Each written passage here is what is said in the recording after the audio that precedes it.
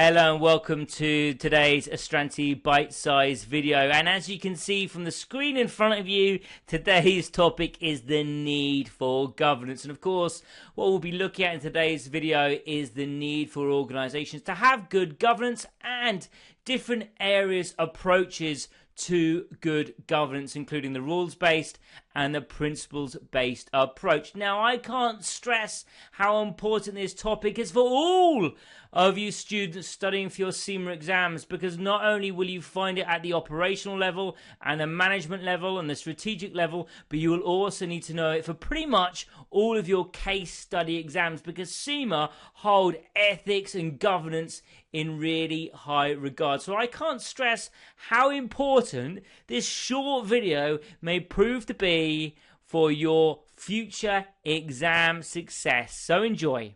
Now, in recent years, since the collapse of a number of large corporations such as Enron, there has been significant interest in the corporate governance practices of modern corporations, especially in relation to accountability.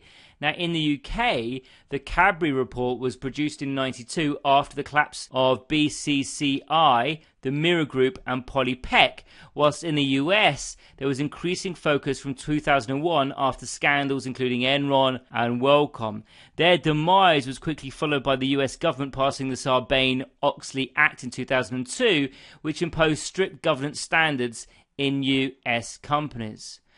So we have a number of instances where companies have been found to be misleading shareholders, fixing the books, and lots of generally fraudulent and dishonest behaviour. And the response to this has been a number of acts and laws being passed by global governments to prevent these things from happening again. So let's take a look at these key acts and laws to see what they're all about, and we're going to be doing that in the principles section.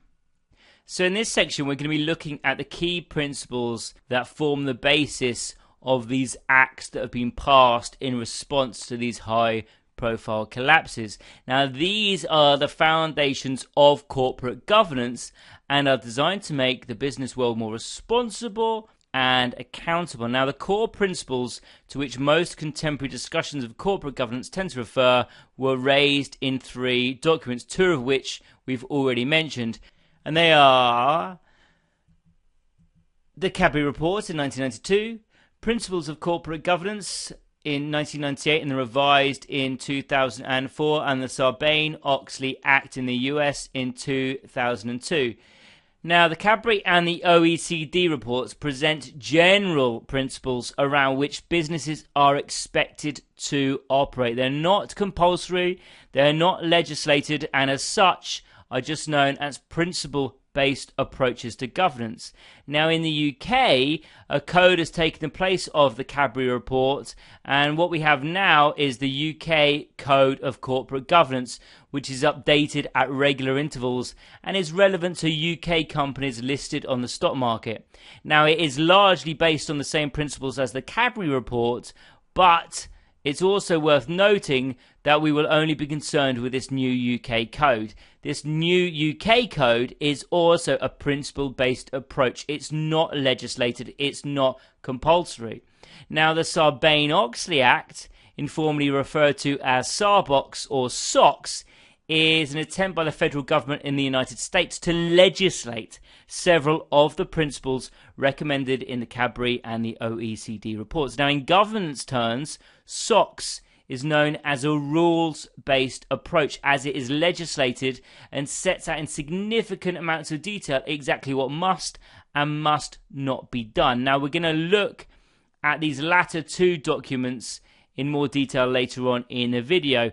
Now, before we move on to the generic principles on which these documents are based, what we're going to look at first is the advantages and disadvantages of rule-based and principle-based approaches. And we're going to begin with rules-based.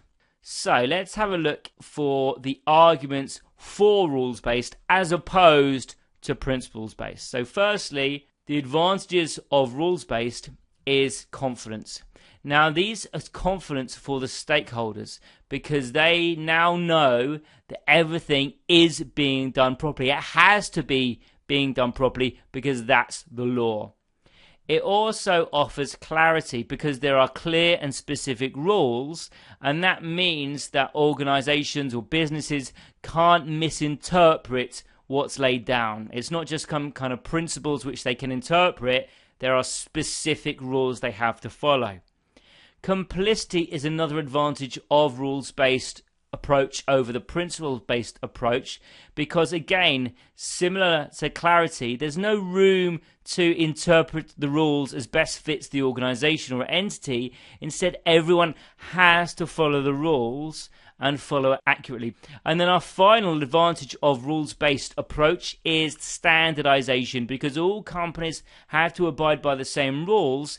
This makes it the approach and the industry standard. Okay, so there's our 4 advantages or arguments for rules-based approach over the principles-based approach. So let's have a look at the argument against the rules-based approach. And so if we're arguing against the rules-based approach, this is for or pro the principles-based approach.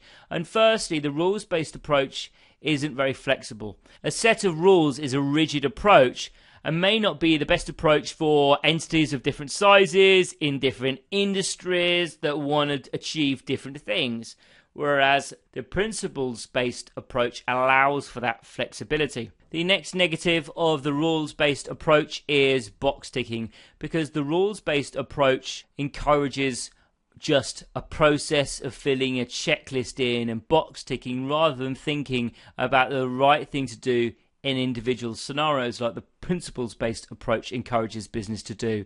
Then we've got bureaucracy. The rules and regulations and legislation simply add to the list of things that must be done by an organization just to operate. Another problem with the rules-based approach is the cost, because there's lots of costs incurred in developing and enforcing legislation, and also not just financial costs but time costs. Then we've got exploitation, because there is scope for entities to exploit legal loopholes in the rules to their advantage. And the final argument against the rules-based approach is cynicism. Rule following doesn't require any organization to buy into what they're having to do. So many organizations are simply doing it because they have to, rather than they believe in that approach.